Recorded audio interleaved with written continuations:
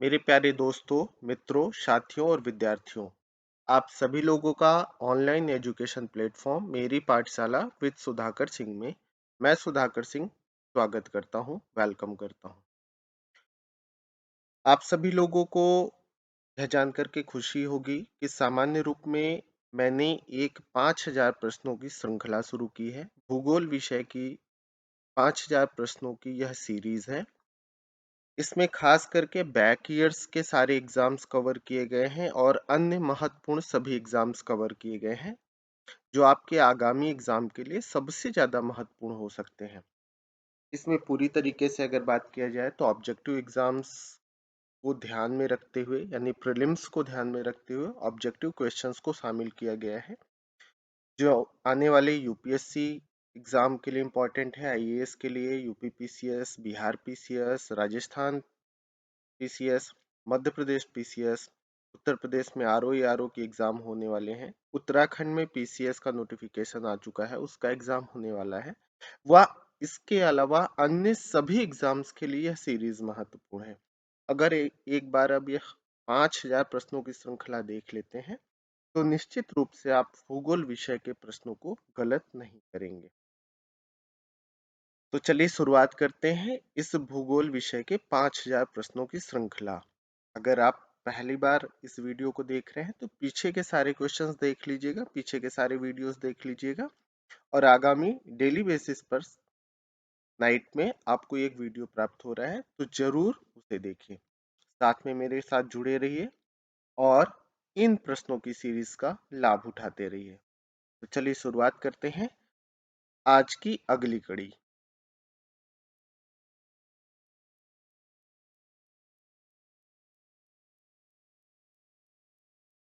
दोस्तों आज की सीरीज का पहला क्वेश्चन देखते हैं। आपका पहला प्रश्न है, निम्नलिखित में से कौन सी स्थलाकृति कार्स्ट प्रदेश में पाई जाती है। आपसे पूछा जा रहा है कि कार्स्ट प्रदेश में कौन सी स्थलाकृति पाई जाती है, यह बताना है आपको। आपके ऑप्शन है pot hole, sink hole, blow hole या प्लाया। तो सामान्य रूप में आप सब लोगों को ध्यान रखना है कि सिंक होल की स्थलाकृति जो है वो आपके कास्ट प्रदेश में पाई जाती है। कहाँ पाई जाती है? कास्ट प्रदेश में सिंक होल पाया जाता है। आज का अगला क्वेश्चन है, नीचे दो कथन दिए गए हैं, एक कथन ए और दूसरा कारण आर। नीचे दिए गए कूट से सही उत्तर का चयन करना है। तो कथन ए क्या कहता है, विश्व के अधिकांश उष्ण मरुस्थल यानी वार्म डेजर्ट की बात कर रहा है, उष्ण मरुस्थल 15 डिग्री से 30 डिग्री उत्तरी एवं दक्षिणी अक्षांशों के मध्य महाद्वीपों के पश्चिमी किनारे पर स्थित है। और कारण क्या कह रहा है, इसका कारण क्या है, व्यापारिक पौने जैसे जैसे पश्चिम की ओर जाती हैं उनकी नमी और आर्द्रता यानी उनकी ह्यूमिडिटी में कमी आती जाती है, ये बात कही जा रही है। ठीक है, आप लोगों ने समझ लिया होगा। फिर से कथन ये सुनिए, विश्व के अधिकांश उष्ण मरुस्थल वार्म डेजर्ट 15 डिग्री से 30 degree north and south latitude अक्षांशों के मध्य महाद्वीपों के पश्चिमी किनारे पर यानी वेस्ट कोस्ट पर स्थित हैं। कारण क्या है, व्यापारिक पवने यानी ट्रेड विंड्स जैसे जैसे पश्चिम की ओर जाती हैं उनकी ह्यूमिडिटी में नमी और आर्द्रता में कमी आती जाती है, ये बात कही जा रही है। तो यहाँ अगर बात करोगे सामान्य रूप में तो आप सभी लोग जानते हैं कि 15 से 30 डिग्री दक्षिणी और उत्तरी अक्षांशों के मध्य महाद्वीप के पश्चिमी किनारे पर सर्वाधिक उष्ण मरुस्थल है, वार्म डेजर्ट है। और जिसका कारण क्या है कि क्योंकि आप यहाँ पर प्रिवेलिंग विंड्स की बात करेंगे तो सनातनी या भूमंडलीय पौने यानी जो ट्रेड विंड्स हैं वो जैसे जैसे वेस्ट की तरफ जाती हैं तो उसकी नमी और आर्द्रता में लगातार कमी होती जाती है। तो दो ये कारण भी सही है और एक कथन भी सही है। तो इस हिसाब से देखेंगे तो ए और आर दोनों सही है और आर ए की सही व्याख्या भी करता है। तो ए ऑप्शन आप इसका आंसर हो जाएगा। ठीक है, ध्यान रखिएगा। आज के अगले क्वेश्चन पर चलते हैं। अगला प्रश्न आपका, नीचे दो कथन दिए गए हैं, कथन ए और कारण आर के रूप में दिया गया है। सही उत्तर का चयन करना है। कथन ये क्या कहता है, मरुस्थल शाश्वत ऊर्जा यानी एनर्जी उत्पादन के प्रभावकारी स्रोत हो सकते हैं। कारण क्या कहता है, जितनी ऊर्जा मानव जाति एक वर्ष में उपभोग करती है उससे अधिक ऊर्जा मरुस्थल 6 घंटों में सूर्य से प्राप्त कर लेता है। इस पर सबसे पहली बात यह है कि मरुस्थल शाश्वत ऊर्जा उत्पादन के महत्वपूर्ण स्रोत हो सकते हैं, यानी एनर्जी को एब्जॉर्ब करने के लिए, एनर्जी को प्राप्त करने का इंपॉर्टेंट सोर्स आपके मरुस्थल हो सकते हैं। एकदम सही बात है। कारण क्या क्या है कि जितनी मानव ऊर्जा मानव जाति एक वर्ष में उपभोग करती है उससे अधिक ऊर्जा मरुस्थल मात्र 6 घंटों में सूर्य से प्राप्त कर लेते हैं। यह भी सही है और सही कारण है। तो कुल मिलाकर के कथन और कारण दोनों सही है, सही व्याख्या भी कर रहा है। ये ऑप्शन आपका आंसर हो जाएगा, बिना सोचे समझे लगा देना है। ठीक है।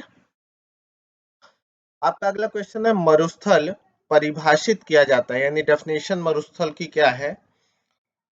आपके 4 ऑप्शन है, 4 ऑप्शन में से उस ऑप्शन का चुनाव करना है जो सबसे सटीक, सबसे नियरेस्ट ऑप्शन होगा। तो मरुस्थल उसे कहते हैं, पहला ऑप्शन कहता है जहां तापमान 42 डिग्री से भी अधिक रहता हो। दूसरा है कोई पादप न पाया जाता हो। तीसरा है वार्षिक वर्षा 25 सेंटीमीटर से कम होती हो। और चौथा है बालू के टीलों की प्रधानता होती हो। तो सामान्य रूप में मरुस्थल या डेजर्ट की अगर हम बात करें तो डेजर्ट या मरुस्थल उस रीजन को एक सामान्य परिभाषा के रूप में अगर मैं बात करूं कहा जाता है जहां पर रेनफॉल कम होता है, यानी वार्षिक वर्षा सामान्य से कम पाई जाती है, यानी 25 सेंटीमीटर से अगर कम वर्षा होती है तब उसे हम डेजर्ट की संज्ञा दे देते हैं। पादप के रूप में आपकी झाड़ी और कैक्टस जैसी वनस्पतियां, कांटेदार वनस्पतियां पाई जाती हैं। तापमान 42 डिग्री से अधिक भी हो सकता है, कम भी हो सकता है, बालू के टीले की प्रधानता भी हो सकती है, लेकिन सामान्य रूप में डेजर्ट की परिभाषा में केवल बंजर और ऐसा लैंड जहां पर 25 सेंटीमीटर से कम बारिश है, अन्य विशेषताएं तो होती है। तो सबसे प्रमुख विशेषता यही है, तो यही आपका आंसर हो जाएगा। आज का अगला क्वेश्चन देखते हैं। आपका अगला प्रश्न है, पृथ्वी पर मरुभूमि होने की संभावना अधिक रहती है। टाइप गलत हो गया है, ध्यान रखिएगा। पृथ्वी पर मरुभूमि होने की संभावना अधिक रहती है। ये ऑप्शन है 0 अक्षांश के पास, बी ऑप्शन है 23 डिग्री अक्षांश के पास, सी ऑप्शन है 50 डिग्री अक्षांश के पास और डी ऑप्शन है 70 डिग्री अक्षांश के पास। तो याद अभी जस्ट हमने पीछे बात भी किया, 15 से 30 डिग्री के मध्य हमने देखा है यहाँ पर इस क्वेश्चन में ये सबसे ज्यादा पश्चिमी किनारे पर आपके मौजूद है। तो इसमें अगर 23 डिग्री का अक्षांश का ऑप्शन चूज किया जाए तो ज्यादा बेहतर होगा। तो आपका ये हो जाएगा 23 डिग्री अक्षांश के पास, यही सटीक आंसर होगा। सटीक इस ऑप्शंस में से इसी को चूज किया जाना चाहिए। आपका अगला प्रश्न देखते हैं, संसार का सबसे बड़ा मरुस्थल कौन सा है। 6 नंबर क्वेश्चन का आंसर आपको कमेंट बॉक्स में देना है। संसार का सबसे बड़ा मरुस्थल कौन सा है, याद रखना इन ऑप्शंस में से सबसे बड़ा मरुस्थल कौन सा है, कालाहारी, गोबी, सहारा या थार का रेगिस्तान। इस ऑप्शंस में से आप चूज करके मुझे कमेंट बॉक्स में बताइएगा कि वर्ल्ड का विश्व का सबसे बड़ा मरुस्थल कौन सा है। ठीक है, तो ये ध्यान रखेंगे।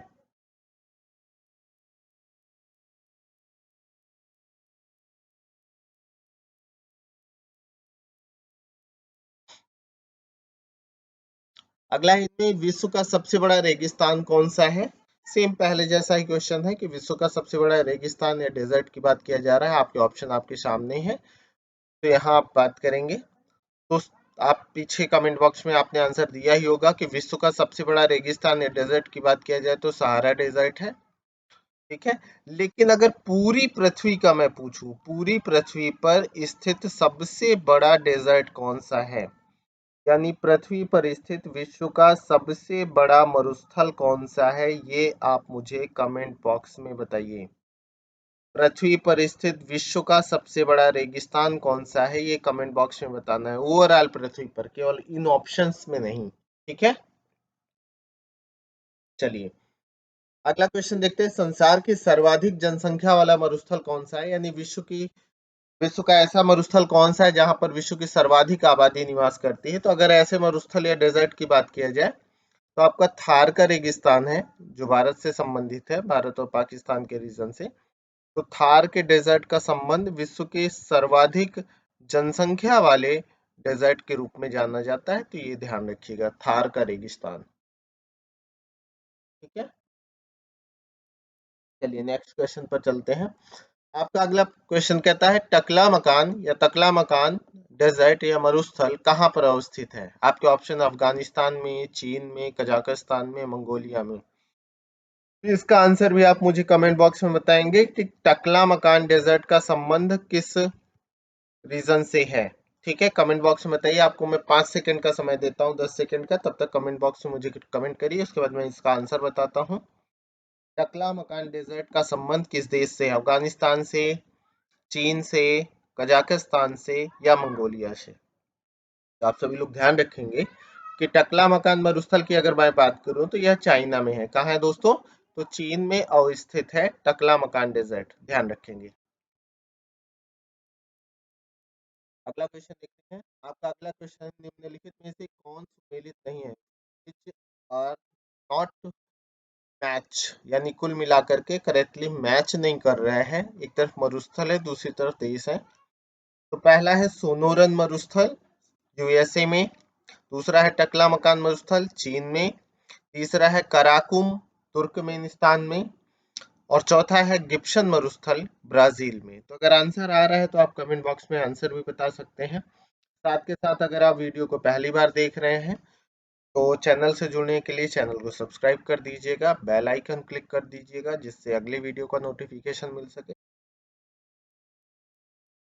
दोस्तों अगला क्वेश्चन आपको बताना है कि कौन सुमेलित नहीं है। सोनोरन संयुक्त राज्य अमेरिका, तकलामकान चीन, कराकुम तुर्कमेनिस्तान, गिब्सन ब्राजील। तो इसमें अगर बात किया जाए तो आप सभी लोग जानते हैं कि गिब्सन मरुस्थल का संबंध ब्राजील से नहीं है। गिब्सन मरुस्थल का संबंध ब्राजील से नहीं है। अब आपको मुझे कमेंट बॉक्स में यह बताना है कि गिब्सन मरुस्थल का संबंध किस देश से है। अगर यह गिब्सन मरुस्थल ब्राजील में नहीं है तो किस देश में गिब्सन मरुस्थल स्थित है, ये आप मुझे कमेंट बॉक्स में बताएंगे। ठीक है, आपका अगला क्वेश्चन देखते हैं, दस्त ए लूट कहाँ अवस्थित है। दस्त ए लूट ईरान में, लीबिया में, कीनिया में, नाइजीरिया में। आपको बताना है कि दस्ते लूट का संबंध किस देश से है, ईरान से, लीबिया से, कीनिया से या नाइजीरिया से। तो आप सभी लोग ध्यान रखेंगे कि दस्ते लूट एक डेजर्ट रीजन है, रेगिस्तान का रीजन है, जो आपके ईरान में स्थित है। कहाँ, ईरान में स्थित है दस्ते लूट, ध्यान रखेंगे। क्या है ये, एक मरुस्थल है, एक डेजर्ट है। ठीक है, डेजर्ट का रीजन है, तो आप ध्यान रखेंगे मरुस्थल है। अगला क्वेश्चन है, गोबी मरुस्थल किस देश में स्थित है। गोबी मरुस्थल का संबंध किससे है, मैक्सिको से, सोमालिया से, मंगोलिया से या मिस्र इजिप्ट से। आपको बताना है गोबी मरुस्थल का संबंध किससे है, ये भी मुझे कमेंट बॉक्स में बताइए। 5 सेकंड का मैं समय लेता हूँ, आपको देता हूँ। कमेंट बॉक्स में बताना है कि गोबी डेजर्ट या गोबी मरुस्थल का संबंध किससे है। मेरे सभी स्टूडेंट्स जो मुझसे पढ़ रखे हैं वो जरूर कमेंट बॉक्स में कमेंट करके आंसर दिया करें। आप लोग वीडियो देख लेते हैं बट कमेंट नहीं करते हैं किसी चीज पे। आंसर कमेंट करेंगे तो एक्टिवनेस थोड़ा सा दिखाई देगा, और आपकी जागरूकता ही आपको, जागरूकता जो है वो आगे ले जाएगी। तो थोड़ा सा कमेंट कर दिया करिए। तो गोबी मरुस्थल की अगर मैं बात करूं तो यह मंगोलिया में स्थित है। कहाँ स्थित है, मंगोलिया, मंगोलिया और चीन की सीमा पे गोबी डेजर्ट है, मंगोलिया में स्थित है, ध्यान रखेंगे। अगला क्वेश्चन है आपका, दक्षिण एशिया का सबसे बड़ा मरुस्थल कौन सा है। अटाकामा, कोलोराडो, कालाहारी या थार का रेगिस्तान। दक्षिण एशिया का सबसे बड़ा मरुस्थल कौन सा है, अटाकामा, कोलोराडो, कालाहारी या थार।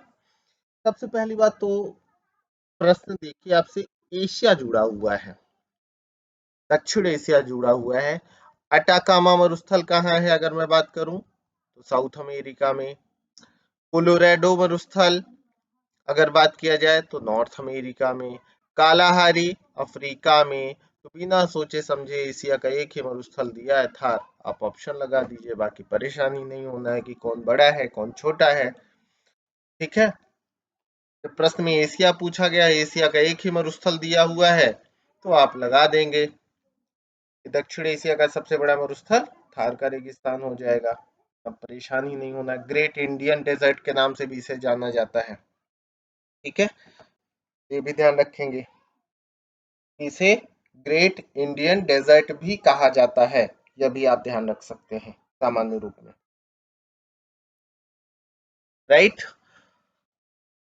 तो कई बार ऐसा भी होता है कि कई प्रश्न ऐसे होते हैं जिसका आंसर आप बड़ी आसानी के साथ दे सकते हैं, लेकिन कई बार हम घबरा जाते हैं तो घबराहट में उसका आंसर नहीं दे पाते हैं, तो इसका विशेष ध्यान रखना है बच्चों, मेरे मित्रों, कि आपको ध्यान से प्रश्न पढ़ना है फिर आंसर देना है। अगला प्रश्न देखते हैं। अगला प्रश्न कहता है निम्नलिखित में से कौन सा कथन अटाकामा के बारे में सही नहीं है।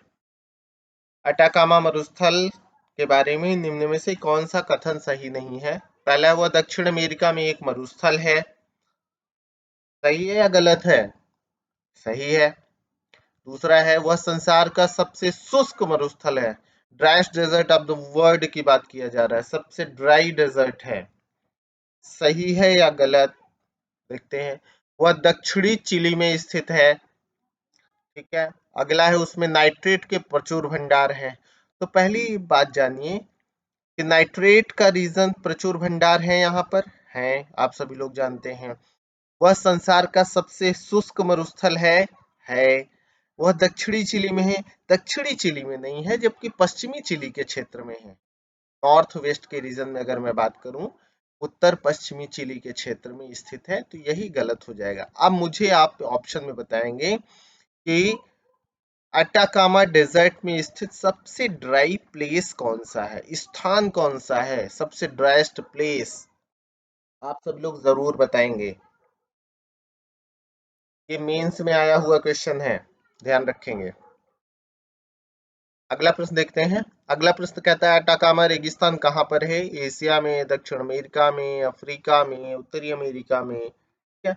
अब इतनी बार मैंने अटाकामा के बारे में बता दिया, मुझे लगता है इसको तो आप कमेंट बॉक्स में मुझे बता ही देंगे, तो कमेंट बॉक्स में मुझे बताइएगा अटाकामा रेगिस्तान कहाँ पर है। मुझे कमेंट बॉक्स में कमेंट जरूर करिएगा अगर आप वीडियो देख रहे हैं और इस प्रश्न पर पहुंचे हुए हैं। और कई बार होता है कि हम वीडियो देखते हैं बीच में छोड़ देते हैं, तो अ, ऐसा मत करिएगा, पूरा वीडियो देखिएगा, तभी आपको ज्यादा से ज्यादा बेनिफिट हो सकेगा, ज्यादा से ज्यादा लाभ हो सकेगा। मैक्सिमम लाभ के लिए जरूरी है कि आप जुड़ाव बनाए रखें और सारा वीडियो देखें, कंप्लीट वीडियो बार बार देख करके रिवाइज कर लें। इसका मुझे आंसर दीजिएगा कमेंट बॉक्स में। आपका अगला प्रश्न है, पृथ्वी का सर्वाधिक शुष्क क्षेत्र कौन सा है? पृथ्वी का सर्वाधिक शुष्क क्षेत्र कौन सा है? अरब का मरुस्थल, अटाकामा मरुस्थल, गोबी मरुस्थल, थार का मरुस्थल? अभी जस्ट पीछे हम पढ़ते चले आ रहे हैं कि अटाकामा मरुस्थल सबसे शुष्क मरुस्थल के रूप में जाना जाता है। अटाकामा मरुस्थल is the driest desert, dry desert है, शुष्क मरुस्थल है, ध्यान रखेंगे। अगला प्रश्न आपका कहता है निम्नलिखित में से कौन शीतोष्ण कटिबंधीय मरुस्थल है? ठीक है, आपसे ये पूछा जा रहा है कि कौन टेम्परेट रीजन से बिलोंग करता है। ध्यान रखेंगे मेरे इंग्लिश मीडियम के बच्चों, आप लोग जरूर ध्यान रखिएगा कि शीतोष्ण का मतलब टेम्परेट। ठीक है, आप ही लोगों को थोड़ा सा समस्या हो रही है, मैं इस चीज को समझता हूँ, इसलिए मेरा प्रयास रहता है कि सारे वर्ड्स इंग्लिश में भी बताए जाएं जिससे आप ध्यान रखें। फिर भी हिंदी की शब्दावली भी बहाने सीखे। तो आपको टेम्परेट रीजन में स्थित डेजर्ट बताना है। आपके ऑप्शन है अरब मरुस्थल, अटाकामा मरुस्थल, कालाहारी मरुस्थल या पैटागोनिया मरुस्थल। तो पहली बात, कमेंट बॉक्स में मुझे बता दीजिए, 5 सेकंड का समय मैं दे रहा हूं आपको, कौन सा टेम्परेट डेजर्ट है। तो सामान्य रूप में जब हम टेम्परेट डेजर्ट की बात करते हैं तो ऐसा डेजर्ट जो 30 डिग्री, ध्यान रखेंगे 30 डिग्री और 60 डिग्री के मध्य स्थित हो। 60 डिग्री अक्षांशों लैटिट्यूड के मध्य हो, ऐसे डेजर्ट को हम टेम्परेट डेजर्ट के रूप में जानते हैं। अब इसमें अगर बात करोगे तो लमसम 30 और 60 के मध्य लगभग पूरी तरह स्थित होने वाला एक ही डेजर्ट है, और वह डेजर्ट है आपका पैटागोनिया डेजर्ट, पैटागोनिया मरुस्थल। तो इसलिए इस क्वेश्चंस का आंसर अगर मैं दूं तो शीतोष्ण कटिबंधीय मरुस्थल के रूप में पैटागोनिया डेजर्ट को जाना जाएगा। ठीक है, पैटागोनिया डेजर्ट को ध्यान रखिएगा। इसके लिए आप दिमाग में बिठाइएगा 30 से 60 के मध्य स्थित डेजर्ट को हम पैटागोनिया डेजर्ट कहते हैं। एक चीज और मुझे बताओ, आप सब लोग मुझे कमेंट करके बताएंगे कि यह पैटागोनिया डेजर्ट है कहाँ, किस देश में है, किस देश से संबंधित है, ये कमेंट बॉक्स में मुझे आप बताएंगे। अगला प्रश्न देखते हैं। आपका अगला क्वेश्चन है, निम्नलिखित कथनों पर विचार कीजिए। पहला कथन है विश्व में उष्ण कटिबंधीय मरुस्थल, यानी यहाँ पर उष्ण कटिबंधीय यानी ट्रॉपिकल रीजन की बात कर रहा है, ध्यान रखना। उष्ण कटिबंधीय मरुस्थल महाद्वीपों के पश्चिमी सीमांतों में ट्रेड विंड पट्टी में पाए जाते हैं, ट्रेड विंड की पट्टी में पाए जाते हैं। ठीक है, अभी हमने पीछे पढ़ा भी था कथन में, ध्यान से पढ़ो कि ट्रॉपिकल डेजर्ट महाद्वीपों के पश्चिमी किनारों पर, सीमांत का मतलब किनारा, कोस्ट, जहां पर ट्रेड विंड का प्रभाव है वहां पाए जाते हैं। बिल्कुल सही है पहला कथन। ठीक है, दूसरा, भारत में पूर्वी हिमालय क्षेत्र यानी उत्तर पूर्वी नॉर्थ ईस्ट पवनों से अधिक वर्षा प्राप्त करता है। तो पहली बात, भारत का पूर्वी हिमालय यानी पूर्वांचल हिमालय वाला रीजन आप याद हो गया होगा। यहाँ पर ध्यान से देखो, यहाँ पर ध्यान से देखना है कि पूर्वांचल हिमालय की बात किया जा रहा है कि पूर्वी हिमालय क्षेत्र या पूर्वांचल हिमालय क्षेत्र नॉर्थ ईस्ट यानी उत्तर पूर्वी पवनों से अधिक वर्षा प्राप्त करता है। ये बिल्कुल गलत बात है। बंगाल की खाड़ी का मानसून आता है जिसमें हम दक्षिण पश्चिमी मानसून की बात करते हैं। जब भारत में हम वर्षा की बात करते हैं तो आप ध्यान रखेंगे कि भारत में वर्षा के लिए ये दक्षिण पश्चिम मानसून आता है। ठीक है, सॉरी, सामान्य रूप में अगर मैं बात करूं तो हम दक्षिण पश्चिमी मानसून की बात करते हैं। दक्षिण पश्चिमी जो पवन आती है दक्षिण पश्चिम से चल करके, उससे यह ज्यादा प्रभावित होता है। तो सामान्य रूप में आप अगर यहाँ पर आप देखोगे, इसमें से पहला तो सही हो जाएगा, लेकिन दूसरे ऑप्शंस की अगर हम बात करेंगे तो यहाँ पर ध्यान रखना है कि क्योंकि यहाँ पर व्यापारिक पवन पेटी का ज्यादा प्रभाव होता है, तो व्यापारिक पवन पेटी के द्वारा ये वर्षा होती है, बंगाल की खाड़ी के मानसून के द्वारा ऐसे आकर के हवाएं बारिश करती हैं, तो उत्तर पूर्वी पवन का प्रभाव नहीं है। ध्यान रखिए, यहाँ पर ट्रेड विंड का प्रभाव है। विंड वाली सीरीज अगर आप याद करोगे तो यहाँ पर वेस्टर्लीज का प्रभाव नहीं देखा जा सकता है, यहाँ पर ट्रेड विंड का प्रभाव दिखता है। तो दूसरा गलत हो जाएगा, तो आपका आंसर ओनली वन हो जाएगा, केवल एक हो जाएगा। ठीक है, अगला क्वेश्चन देखते हैं। अगला प्रश्न क्या कहता है? अगला प्रश्न कह रहा है कालाहारी मरुस्थल अवस्थित है। अब आपको ये बताना है कि कालाहारी मरुस्थल का क्षेत्र कहाँ स्थित है। बोत्सवाना में, नामीबिया में, जायरे में, जाम्बिया में। तो पहली बात तो कालाहारी डेजर्ट दिमाग में बिठाइए कहाँ है, तो आपके दिमाग में आ गया होगा कि अफ्रीका कॉन्टिनेंट में है, दक्षिणी हिस्से में है। अब इसका क्षेत्र कहाँ फैला हुआ है, तो हालांकि कालाहारी की अगर मैं बात करूं तो इसका सर्वाधिक क्षेत्र तो बोत्सवाना रीजन में है। कहाँ है? बोत्सवाना रीजन में है। लेकिन इसके अलावा यह नामीबिया में भी है। नामीबिया के अलावा अगर बात करें तो जाम्बिया में है, अंगोला में है, और कुछ हिस्सा दक्षिण अफ्रीका में है, लेकिन जायरे में नहीं है। जायरे में इसका संबंध इससे नहीं है। तो इस हिसाब से अगर ऑप्शन देखोगे तो ऑप्शन 1, 2 एंड 4 हो जाएगा। तो 1, 2 एंड 4 ऑप्शन अब सी में दिया हुआ है, यही लगा दीजिए और आपका आंसर क्लियर हो जाएगा। ठीक है, तो ध्यान रखेंगे। इस प्रकार से इसका आंसर हो गया। अगला क्वेश्चन देखते हैं। अगला क्वेश्चन कह रहा है निम्नलिखित में से कौन सा मरुस्थल दक्षिणी गोलार्ध में स्थित है? कौन सा डेजर्ट जो है साउथ हेमिस्फीयर में है? आपको बताना है साउथ हेमिस्फीयर में है। खास करके मेरे प्यारे सभी विद्यार्थी इसका आंसर आप देने का प्रयास करिएगा, ठीक है? कालाहारी, गोबी, चिहुआ हुआन या सहारा, कौन सा मरुस्थल दक्षिणी गोलार्ध में है? उम्मीद करता हूं आपने कमेंट बॉक्स में आंसर दे दिया होगा। साउथ हेमिस्फीयर में स्थित कौन सा डेजर्ट रीजन है? तो सबसे पहले बात करते हैं इसके आंसर की। तो आप सभी लोग जान रहे हैं कि दक्षिणी गोलार्ध में कालाहारी डेजर्ट है। कालाहारी डेजर्ट जो अफ्रीका का है, ये इसका संबंध साउथ हेमिस्फीयर से, दक्षिणी गोलार्ध से है। इसके अलावा गोबी मरुस्थल आप मंगोलिया और चाइना के रीजन में जान ही रहे हैं। चिहुआ हुआन मरुस्थल की अगर बात किया जाए तो ये यूएसए और मैक्सिको से संबंधित डेजर्ट रीजन है। यूएसए, ध्यान रखिएगा इसको भी, यूएसए एंड मैक्सिको से संबंधित है चिहुआ हुआन। सहारा आप जान ही रहे अफ्रीका के नॉर्दर्न पार्ट में स्थित मरुस्थल है, विश्व का सबसे बड़ा गर्म रेगिस्तान है या उष्ण मरुस्थल है, ठीक है। अगला क्वेश्चन देखते हैं। अगला प्रश्न कहता है अफ्रीकी और यूरेशियाई मरुस्थलीय क्षेत्र के निर्माण में, यानी अफ्रीका यूरेशिया के मरुस्थल के क्षेत्र के निर्माण में मुख्य कारण क्या हो सकते हैं, यानी किन कारणों से डेजर्ट रीजन बन रहा है? पहला है आपका ऑप्शन, यह उपोष्ण उच्च दाब कोशिकाओं यानी हाई प्रेशर बेल्ट में स्थित है। पहला ऑप्शन कह रहा है कि यह हाई प्रेशर बेल्ट में स्थित होने के कारण है। दूसरा कह रहा है कि यह वार्म ओशन करंट या वार्म करंट उष्ण महासागरीय धाराओं के प्रभाव क्षेत्र में पड़ता है इसलिए। तो पहली बात तो ये जानिएगा कि अफ्रीका यूरेशियाई मरुस्थलीय क्षेत्र के निर्माण के पीछे जो कारण है वो उसमें वार्म करंट का उतना ज्यादा योगदान हम नहीं मान सकते हैं कि वार्म करंट का बहुत ज्यादा योगदान है।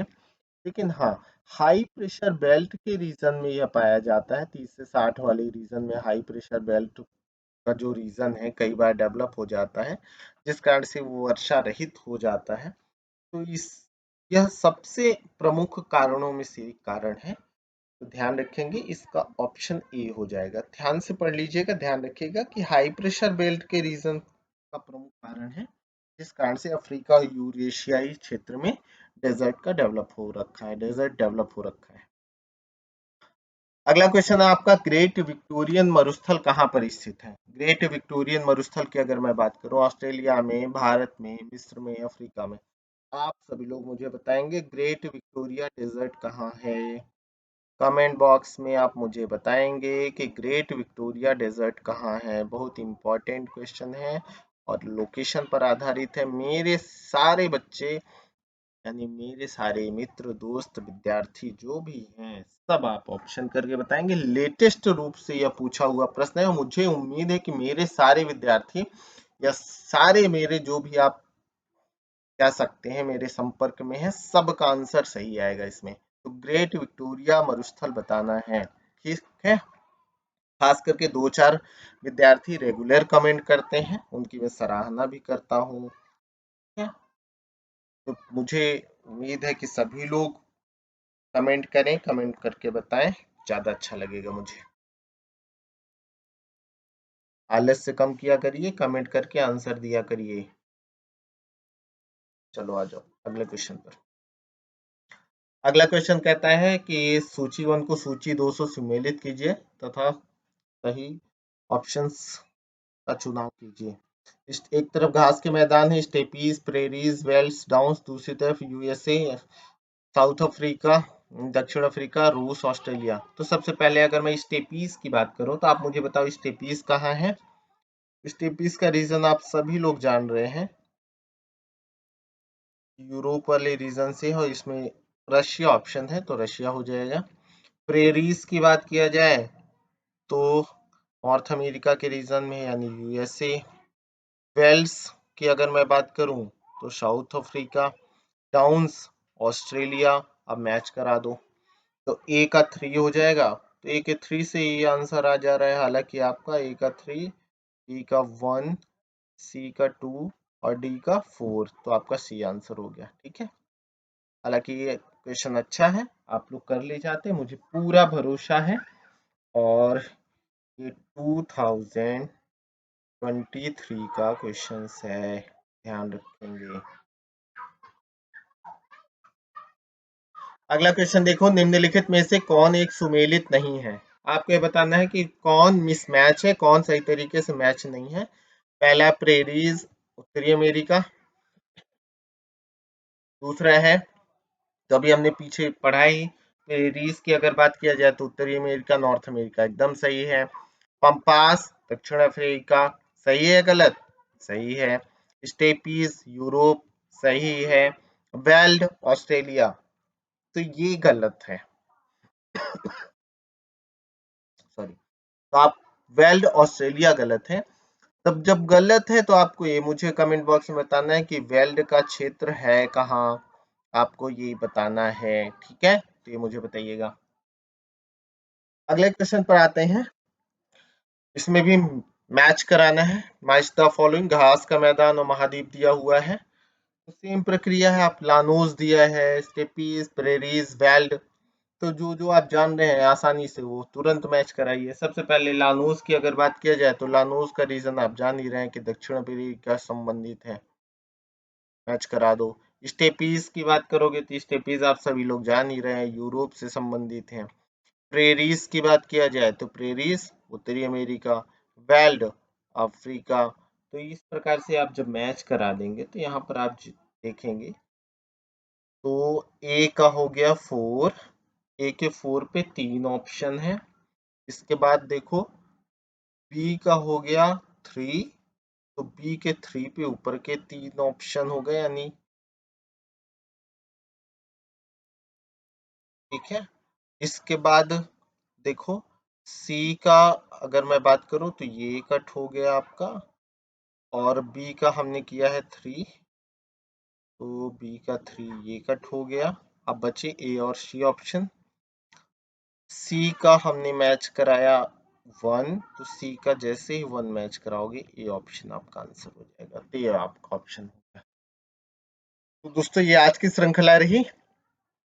उम्मीद करता हूँ आप सभी लोगों को यह सीरीज बेहतर लग रही होगी। थोड़ा सा कमेंट बॉक्स में मुझे ज़रूर बताया करिए कि आपके लिए ये सीरीज या श्रृंखला बेहतर है या नहीं, इससे आपको बेनिफिट मिल रहा है या नहीं, ये रिवाइज हो रहा है, रिवीजन के साथ साथ कुछ नई चीज़ें आपको मिल रही हैं या नहीं मिल रही हैं, आपको लाभ मिल पा रहा है नहीं मिल पा रहा है, सारी चीज़ें आप मुझे कमेंट के माध्यम से बता सकते हैं। तो पढ़ते रहिए, मुस्कुराते रहिए और जुड़े रहिए मेरे साथ, और देखते रहिए अब मेरी पाठशाला with Sudhakar Singh. Have a good day, bye bye दोस्तों, मिलते हैं नई श्रृंखला के साथ।